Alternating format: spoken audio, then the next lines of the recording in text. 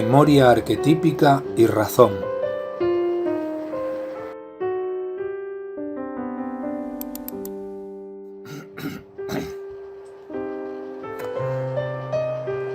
Muy bien, muy buenos días. Vamos a estudiar un subtítulo más, una parte más dentro del gran capítulo de metafísica, y esto es memoria arquetípica y razón.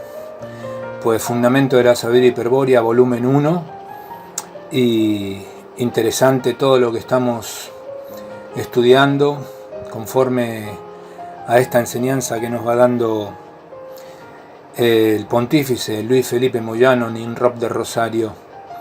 Bueno, memoria arquetípica y razón, fundamentos de la sabiduría hiperbórea. Vamos allí, que esto es interesantísimo, lo acabo de leer y realmente hay que tratar de entender, porque será la puerta para empezar a distanciarse y a poder crear aquel espacio personal que se le llamará más adelante Plaza Tau. Bueno, vamos a esto. Memoria arquetípica y razón. Dice: se ha hecho una descripción general de la estructura psíquica del Pasú para comprender su funcionamiento, especialmente para saber cómo cumple el Pasú con su finalidad de ser descubridor de entes, dador de sentido al orden material del universo. Debemos comenzar por un concepto fundamental, la memoria. Refiriéndonos al esquema de la figura 11, podemos distinguir tres clases de memoria, cada una de ellas vinculada a una esfera. A la esfera afectiva, 4, corresponde una memoria psicofisiológica o memoria de hábitos. A la esfera racional, 3, está ligada a la importante memoria arquetípica. Y a la esfera de preconciencia, 2, la memoria representativa. Vamos a comentar cada una de tales memorias. 1. Más adelante se estudiará una cuarta memoria, la memoria de sangre, que está ligada a la esfera de voluntad egoica, una esfera propia del viria perdido y por lo tanto aún no definida. Sin embargo, tal como se pondrá de manifiesto en C del próximo inciso, existe otra importante memoria, denominada conceptual, situada entre la memoria arquetípica y la memoria representativa.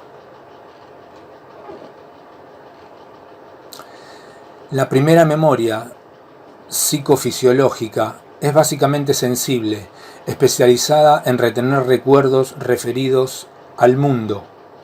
Es por eso la sede de los patrones del hábito. En ella se conserva todo lo necesario para asegurar la supervivencia individual y además lo que contribuya a mejorar tal supervivencia, es decir, lo gregario o social. Esta memoria de hábitos era quien principalmente determinaba la voluntad instintiva del Pasú. La tercera memoria, representativa, era incipiente en el Pasú, y sólo después del encadenamiento del espíritu, cuando el Pasú se transformó en viria perdido, se desarrolló lo suficiente. Quizá cause extrañeza advertir que se considera a la esfera de conciencia como una forma de memoria, pero a poco que se medite en ello, se comprenderá que el recordar y el representarse lo recordado es una característica esencial de la conciencia. Esta característica está relacionada estrechamente con el problema de la temporalidad, con la facultad que posee la conciencia de dotar a las representaciones de un tiempo inmanente, psíquico, en sustitución del tiempo real que pudiera haber correspondido al hecho original que se recuerda y representa. En el inciso funcionamiento de la esfera de conciencia se demostrará que la conciencia es un sujeto histórico y que la esfera de conciencia es la historia del microcosmos, vale decir, una especie de memoria. La segunda memoria, arquetípica, a la que dejamos deliberadamente para el final, es la que más nos interesa por ahora. Es tan importante el concepto de memoria arquetípica que puede afirmarse sin más que su ignorancia o su ausencia en cualquier sistema filosófico es suficiente para situar la posición asumida al margen de la sabiduría hiperbórea. Recordamos entonces no avanzar sin haber comprendido en profundidad el concepto que se expone a continuación. En la figura 9 se ve un esquema analógico del universo de El Uno, al que suele llamarse también macrocosmos. Esta denominación se adopta cuando se entiende que el hombre es un minor mundus, un microcosmos que refleja al mayor mundus o macrocosmos. Tal concepción es sostenida desde muy antiguo y en lo que hace al pensamiento occidental se la encuentra en Grecia en tiempos de los presocráticos como Anaxímenes, Pitágoras, etc., en Platón y Aristóteles, en los neoplatónicos, gnósticos místicos cristianos, cabalistas, alquimistas, en la filosofía moderna de Leibniz, etc. Y desde luego forma parte de las tradiciones religiosas de China, Japón, Tíbet y la India, especialmente en el budismo esotérico. Sin embargo, a pesar de tan enorme expansión, las principales consecuencias, incluso lógicas, que se desprenden del concepto, han permanecido hasta hoy en el terreno esotérico.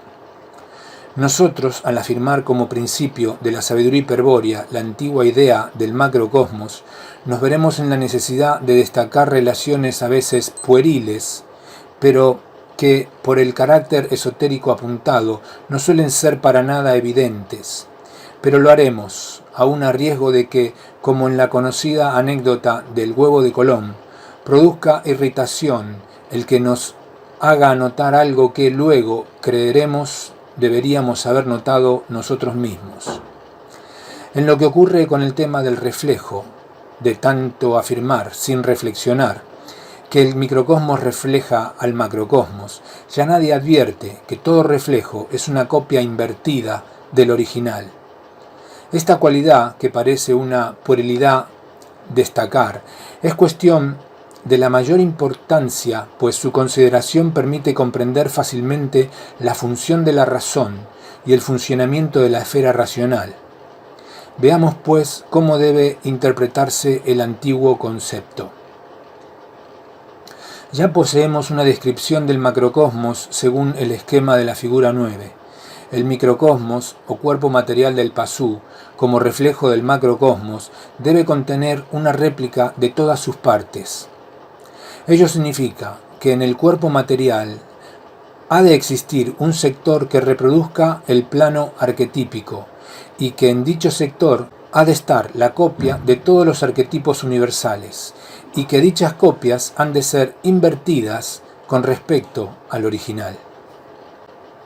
Tales propiedades del cuerpo material o microcosmos nos permiten elaborar la siguiente definición: el conjunto de todos los arquetipos universales del microcosmos, copias invertidas de los arquetipos universales del macrocosmos, se denomina memoria arquetípica.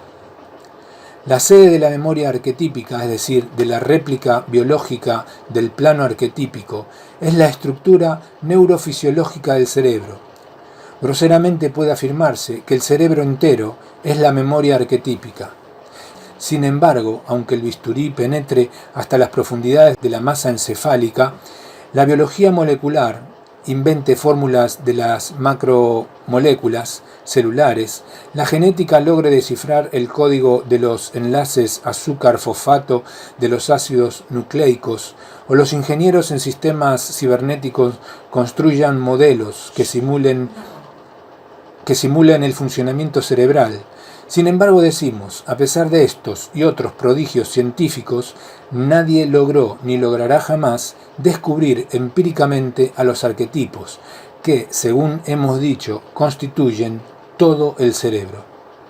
Y ello no por falta de habilidad científica o por un error de metodología, sino por la imposibilidad esencial del ser humano, Pasú o Viria, de percibir los arquetipos universales a través de la esfera sensorial. Por cierto que no solo los arquetipos de un cerebro, sino los que sostienen a cualquier ente, en tanto sean universales, no podrán conocerse a través de la esfera sensorial. Del ente solo puede ser conocido su designio, su término particular. Esta imposibilidad se comprenderá mejor si previamente definimos qué se entiende en la sabiduría hiperbórea por razón. Pero, como aquí estamos estudiando la estructura psíquica del Pasú, la definición que daremos se refiere fundamentalmente a dicho tipo primitivo de hombre. En el Viria, debido a la evolución del neocórtex, el cerebro permitió luego mayor especialización racional. Sin embargo, la imposibilidad apuntada subsiste aún y su origen continúa siendo el que ahora vamos a exponer. Para las ciencias biológicas, el cerebro es una organización celular especializada. Para la sabiduría hiperbórea, el cerebro es memoria arquetípica. El cerebro, o memoria arquetípica, funciona por la voluntad de un sujeto racional o razón, cuya actividad se puede reducir siempre a dos operaciones básicas, una trascendente y otra inmanente. La primera operación de la razón es la de comparación trascendente, y la segunda es la interpretación inmanente. La primera operación tiene por misión descubrir el designio de los entes y la segunda interpretar tal designio en términos sémicos. Es lo que se explicará paso a paso a continuación. Primera operación: comparación. El esquema de la figura 11 nos muestra a la estructura psíquica del Pasú rodeada de la esfera sensorial. En el animal hombre, la esfera sensorial cumple la función de recibir estímulos del mundo y convertirlos en impulsos nerviosos, con destino al cerebro, es decir, es intermediaria entre lo interno y lo externo. Pero la esfera sensorial no responde de la misma manera a los distintos estímulos, y ella misma varía apreciablemente de un pasú a otro. Es necesario entonces referirse a la sensibilidad.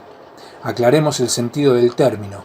La capacidad que presenta una esfera sensorial determinada para responder con mayor o menor intensidad a un estímulo dado se denomina sensibilidad.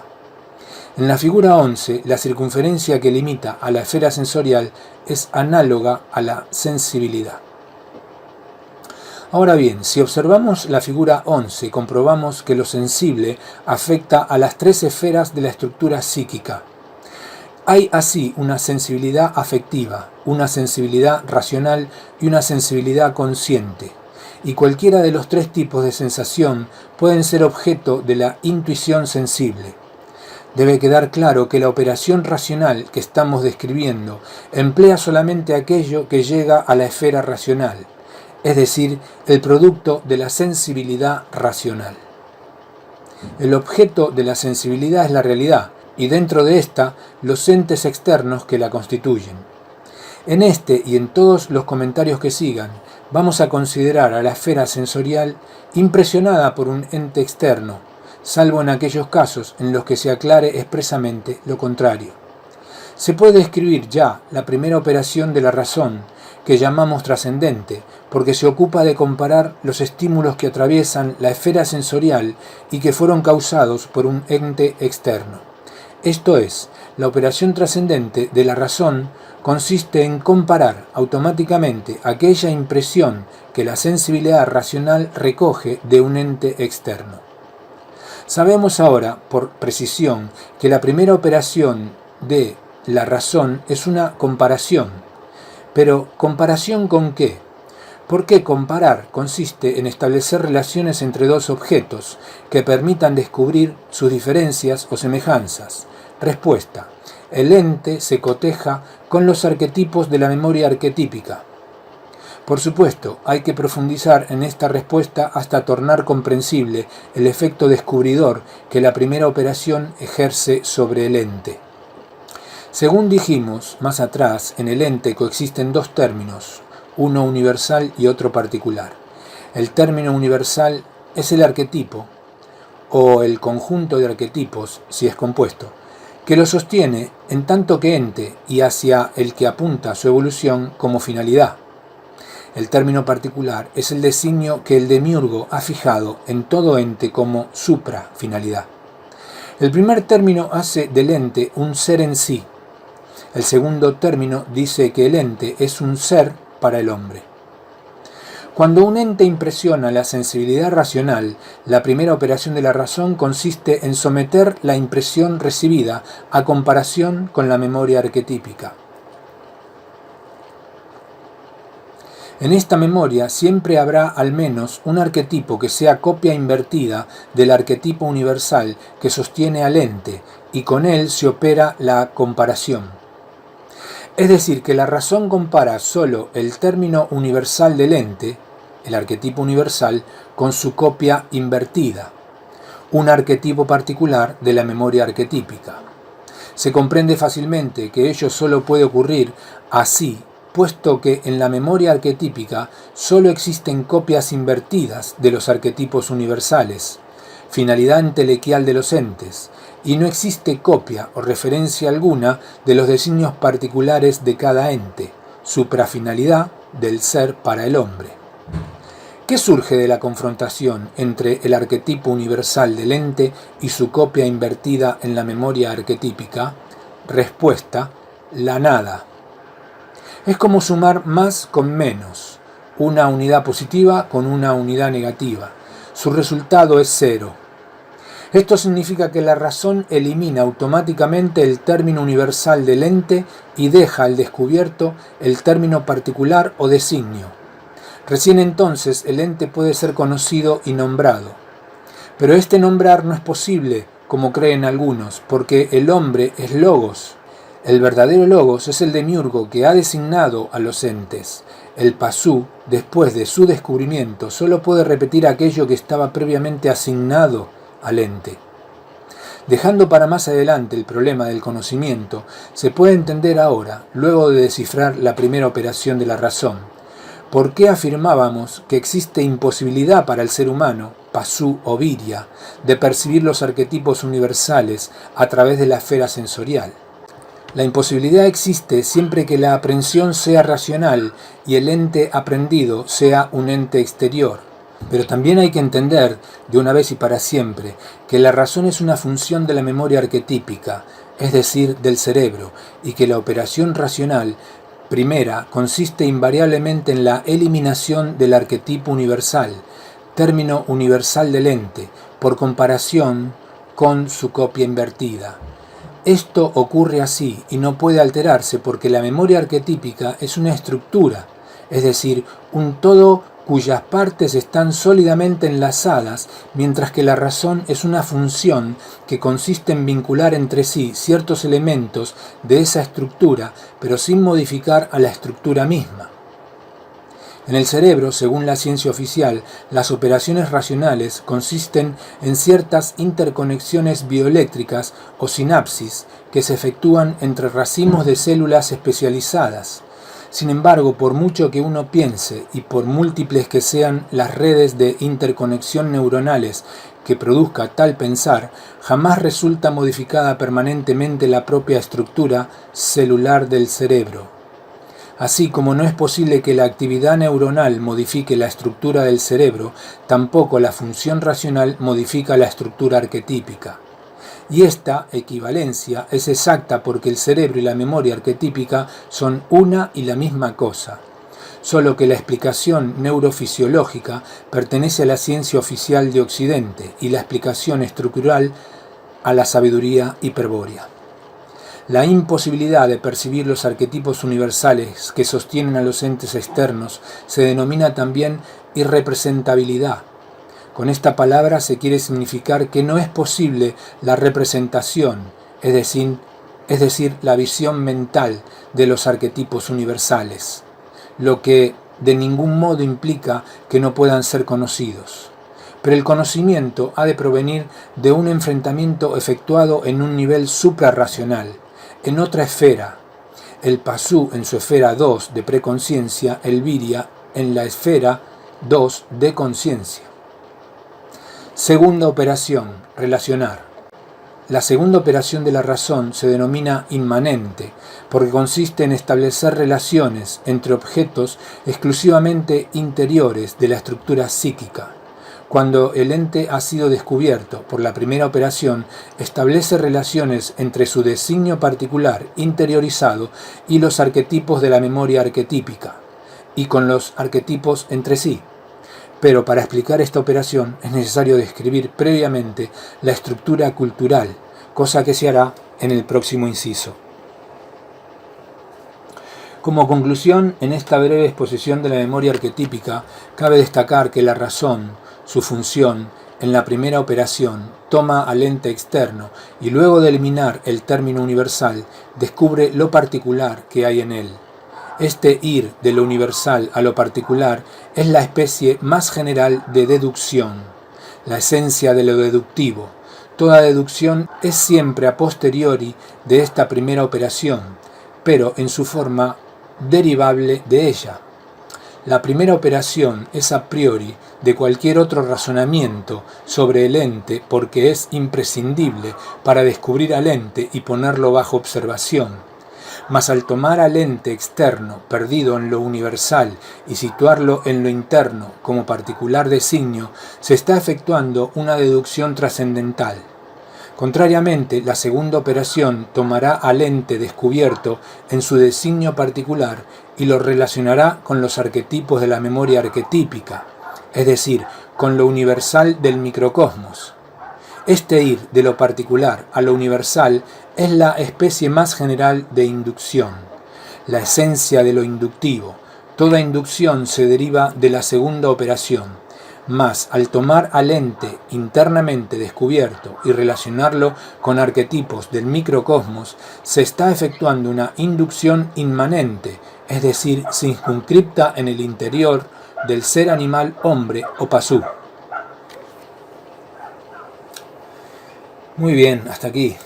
Pues muy, pero muy interesante lo que acabamos de leer, muy revelador para empezar a poder darnos cuenta de que lo que vemos no es lo que realmente entendemos, porque está invertido como reflejo dentro de nosotros. Realmente interesante. Y hay un punto dentro de los primeros párrafos que me pareció interesantísimo, donde dice: en la figura 9 se ve un esquema analógico del universo del Uno, al que se suele llamar también macrocosmos. Esta denominación se adopta cuando se entiende que el hombre es un minor mundus, un microcosmos que refleja al mayor mundus, un macrocosmos. Tal concepción es sostenida desde muy antiguo y en lo que hace al pensamiento occidental se la encuentra en Grecia en tiempos Pitágoras, y también dicen las tradiciones religiosas de China, Japón, Tíbet, India y especialmente en el budismo esotérico. Lo que yo quiero compartir aquí es que cuando lo leía me recordé que las religiones, y la gnosis no es una religión, es conocimiento, las religiones limitan completamente la posibilidad de liberar el espíritu de lo que es la naturaleza material en la que está prisionero, porque no explican realmente cómo es el funcionamiento de toda esta malla, en principio psicológica, pero que llega hasta niveles bastante complejos, psicomentales, psiquis, psicoemocionales, y como toca todas las áreas del humano, como no lo explican las otras religiones, pues es imposible la liberación verdadera del espíritu de la materia. Entonces, esa es la limitación última, ¿sí?, de las religiones, y que confunden y que prestan como una conformidad en relación a la devoción y al amor que se sienta por el tal Dios y a la esperanza de ser elevado al mundo de ese Dios.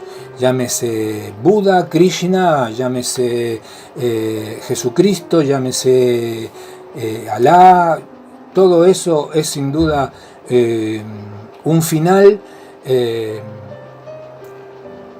completamente entregado al no se sabe qué va a suceder al final de todo esto. Después de toda mi vida entregada a esta religión, a buscar el tener devoción por el Dios de esta religión, el Dios de mi preferencia, porque así mi alma lo decidió, pues no se sabe si voy a ir al cielo o no. Así que bueno, hasta aquí, esto es bastante importante saberlo, ¿sí? Y empezar a diferenciar que todo el conocimiento que nosotros podamos tener conforme a los dogmas religiosos o a filosofías que pudimos haber adquirido en el mundo, deben ser absolutamente desechadas, ¿sí? Extirpadas de nuestra mentalidad o de los lugares que haya ocupado, y aprender esta sabiduría hiperbórea, que es la sabiduría que pertenece al espíritu, que no proviene en ninguna forma de la naturaleza material. Así que bueno, hasta aquí, y bastante interesante todo lo que estamos leyendo, así que a continuar estudiando y poco a poco a generar esa distancia que yo decía al principio para poder alcanzar el Bril, la Plaza Tao. Bueno, nos vemos en el próximo video y nada, espero se encuentren bien. Hasta pronto, chao.